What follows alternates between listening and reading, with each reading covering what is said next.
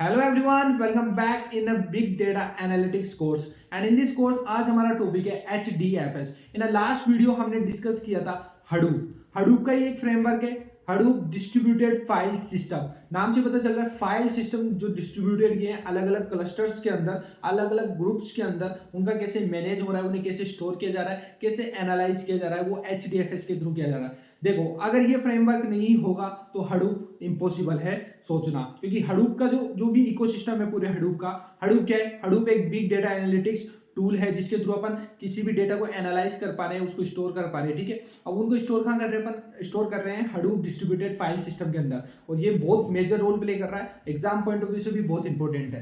तो देखो, primary data storage system use by the Hadoop, ये तो क्लियर है। इसके अंदर देखो दो चीजें, एक तो होता है नेम नोड, एक होता है डेटा नोड्स। ठीक है, नेम नोड होता है मास्टर, एक ही होता है भाई, सिंगल, पूरे में एक ही होता है नेम नोड। ठीक है, डेटा नोड्स छोटे छोटे बहुत सारे नोड्स है। स्लेव, गुलाम, स्लेव, तो मास्टर स्लेव आर्किटेक्चर बनाते हैं, इसलिए इनको बोला गया है name node and data node architecture. यानी एक मास्टर और बहुत सारे स्लेव्स है इसमें, यानी एक नेम नोड और मल्टीपल डेटा नोड्स इसमें देखने को मिलेंगे। हर नोड में इंडिविजुअल टास्क होगा, अपना अपना टास्क करेंगे, कोई प्रोसेस करेगा, कोई स्टोर करेगा, ठीक है, कोई एनालाइज करेगा। ठीक है, manages data processing and storage, ये मैंने बता दिया।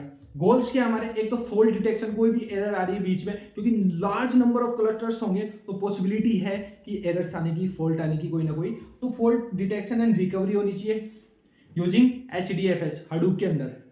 Huge data set, number of cluster बहुत सारे, तो बहुत बड़ा डेटा सेट हो गया। Hardware at data in the sense की जितने ज्यादा क्लस्टर उतने ज्यादा सर्वर्स, उतने ज्यादा सर्वर्स उतने ज्यादा हार्डवेयर्स। तो ये था हमारा HDFS। इसके अंदर आर्किटेक्चर होता है, या उसको बोल दो basic building blocks of HDFS, या कुछ लोग बोलते हैं हडूप डेमन्स।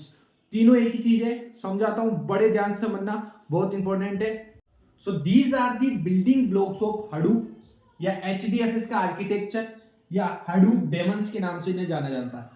तो सबसे पहला है नेम नोड। नाम में पता चल रहा है नेम नोड, जो मैंने बताया था HDFS किस पे काम करता है? मास्टर एंड स्लेव्स आर्किटेक्चर पे। तो मास्टर कौन है? नेम नोड, एक ही है मास्टर, ठीक है, और स्लेव्स बहुत सारे हैं, वो है डेटा नोड। ऐसे ही होता है एक सेकेंडरी नेम नोड, जो किससे कनेक्ट रहेगा? आपका नेम नोड से। एक होता है जॉब ट्रैकर, एक होता है टास्क ट्रैकर। सबसे पहले देखते हैं नेम नोड क्या होता है। तो सबसे पहला है अपना नेम नोड। नेम नोड देखो, आपको कंटेंट तो वेबसाइट पे मिल ही जाएगा, लेकिन यहां आपको समझना है, समझो।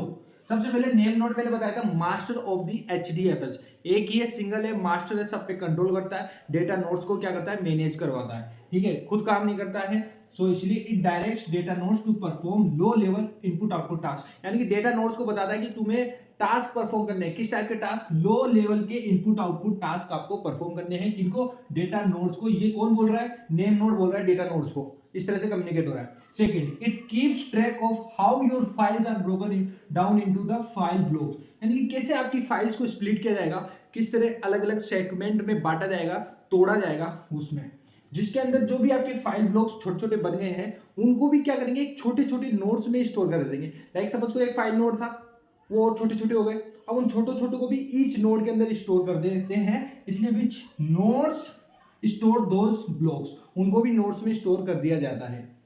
Now name node does not store user data, कोई भी यूजर डेटा स्टोर नहीं करता है आपका name node, and perform any computational task for the map reduce. यहाँ मैप रिड्यूस का मीनिंग ये होता है, सबसे पहले तो क्या होता है, किसी भी चीज को मैप किया जाएगा, जो जो टास्क करने हैं आपको, उसके बाद उस काम को रिड्यूस यानी कि स्प्लिट कर दिया जाएगा अलग अलग लोगों में, ताकि एक मशीन या एक के ऊपर पूरा बर्डन ना पड़े। यही टारगेट है। तो इसलिए क्या है? Perform any computation for map reduce program to lower the workload on the machine. यानी कि मशीन के ऊपर पर्टिकुलर वर्कलोड को डाउन करने के लिए अपन मैप रिड्यूस प्रोग्राम को यहां पे एक तरह से यूज करते हैं, परफॉर्म करते हैं। तो ये पूरा काम कौन कर रहा है? नेम नोड कर रहा है। इससे एक मेजर ड्रॉबैक क्या निकला कि ये सिंगल है सर, ये सारे काम ये करवा रहा है। अगर यही नहीं होगा तो काम कैसे करवाएंगे? अगर अपन किसी को काम असाइन ही नहीं करेंगे तो वो काम करेंगे, बाकी लोग नहीं करेंगे ना। तो ये इसका एक मेजर ड्रॉबैक हो गया कि अगर ये काम करना बंद कर गया तो एंटायर सिस्टम बंद बंद हो जाएगा। तो ये इसका एक मेजर नेगेटिव ड्रॉबैक है नेम नोड का। अब चलते हैं डेटा नोड की ओर। तो डेटा नोड जो है आपका वो स्लेव है एक तरह से, और जो आपका नेम नोड है उसके अंदर वो क्या है, मास्टर है, यानी कि जो भी मेटा डेटा है वो अपना नेम नोड के अंदर पड़ा है, और जो भी डेटा है वो डेटा नोड के अंदर पड़ा है। ठीक है, तो इसके अंदर मैंने बताया था इनपुट आउटपुट परफॉर्मेंस करवाते हैं, टास्क करवाते हैं, that is reading and writing. तो रीडिंग राइटिंग किसको करना है, HDFS के ब्लॉक्स को to actual file on the local file system.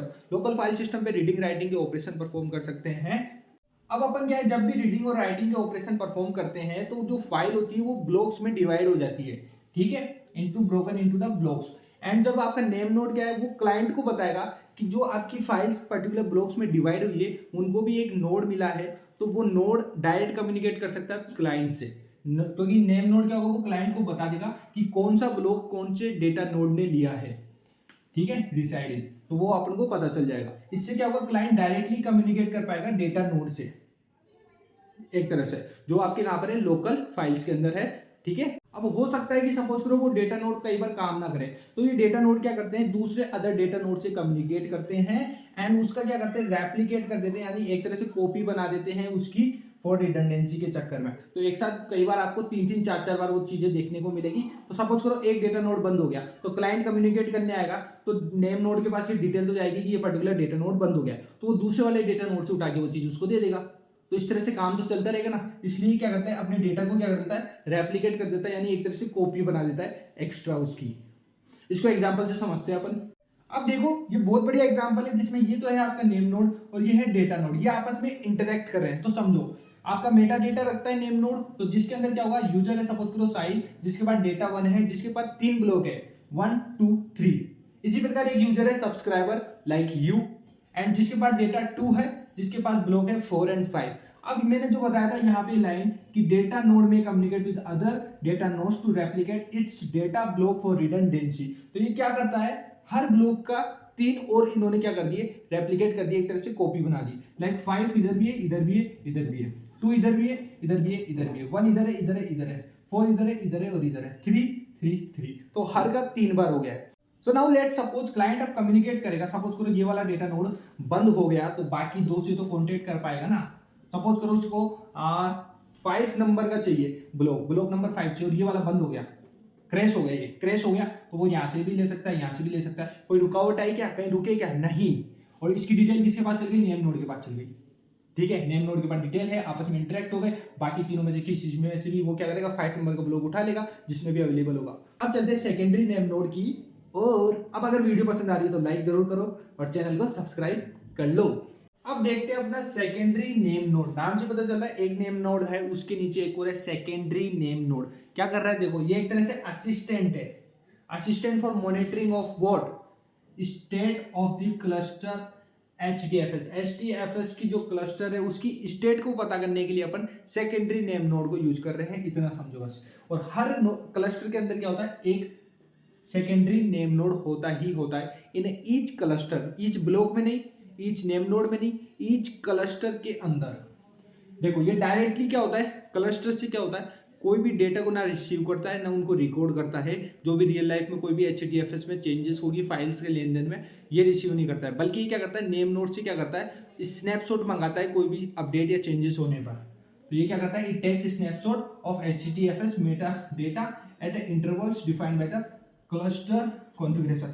यानी कि जो भी इन्होंने कॉन्फ़िगरेशन हुई थी क्लस्टर की जब, तो उसमें जो भी इंटरवल डिफाइन किया था, उस इंटरवल के टाइम पर इनको एक स्नैपशॉट मिलता है नेम नोड पर, नेम नोड के थ्रू किसको, सेकेंडरी नेम नोड को मिलता है, और उसके थ्रू ये देखता है।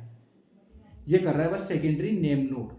तो इस तरह से क्या होता है कि जो भी आपका नेम नोड का फेलियर होता है उसका चांस कम भी ये कर देता है कौन, सेकेंडरी नेम नोड। अब चलते हैं अपन जॉब ट्रैकर की ओर। देखिए जॉब ट्रैकर क्या होता है, एक तरह से जॉब असाइन करने का काम होता है। कब, जब आप अपना कोड क्लस्टर को सेंड करते हो, तो जॉब ट्रैकर का काम है एग्जीक्यूशन प्लान को बनाना। अब ये एग्जीक्यूशन प्लान कैसे बनता है, by determining which file to process, कौन सी फाइल को प्रोसेस करना है, किसको किस नोड को क्या टास्क असाइन करना है वो डिफाइन करना है, सारे टास्क को मॉनिटर करना है जब वो रन कर रहे हैं। तो सारा काम एक तरह से जॉब ट्रैकर के ऊपर आ जाता है। तो ये होता है अपना एग्जीक्यूशन प्लान। इन सबको डिटरमाइन करके अपन एग्जीक्यूशन प्लान को डिटरमाइन करते हैं।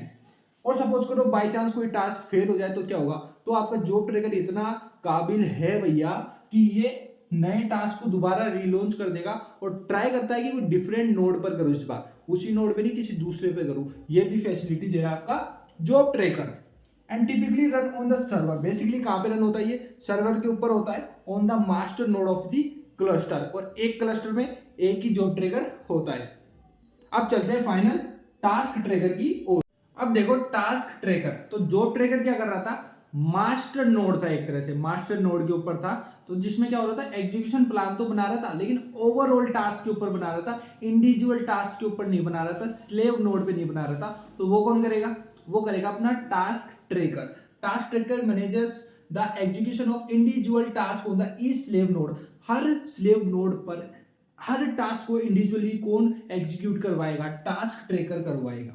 इसको डायग्राम के थ्रू समझते हैं, बढ़िया अच्छे से समझाऊंगा, देखना। देखो यहाँ पे है क्लाइंट और ये है आपका जॉब ट्रैकर। अब जॉब ट्रैकर क्या करता है, एग्जीक्यूशन प्लान करता है ऑल ओवर दी टास्क, किसको क्या परफॉर्म करना है, किस किस नोड को क्या देना है, ये काम है अपना किसका, जॉब ट्रैकर का। अब सब नोड के पास आ गया, अपने अपने नोड के पास। अब ये टास्क ट्रैकर आ गया ईच नोड के अंदर, तो इंडिविजुअल जो जो टास्क है मैप के रिड्यूस के, उनको ये टास्क ट्रैकर असाइन करेगा।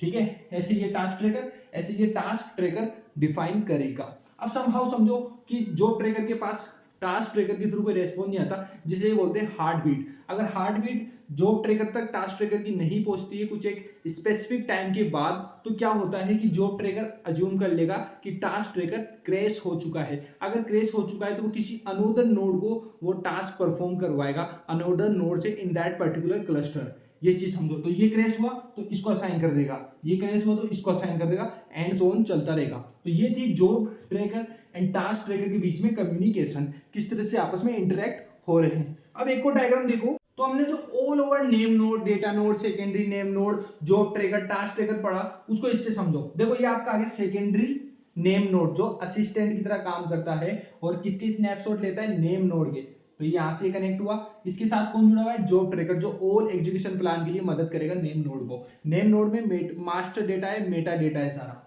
ठीक है, ये अपने अपने इंडिविजुअल नोड्स आ गए। ठीक है, उनको भी कौन हैंडल करेगा, टास्क ट्रैकर करेगा। इंडिविजुअल टास्क जो भी नोड को दिए गए वो टास्क ट्रैकर हैंडल करेगा, जिसके लिए उसको डेटा नोड्स की नीड पड़ेगी।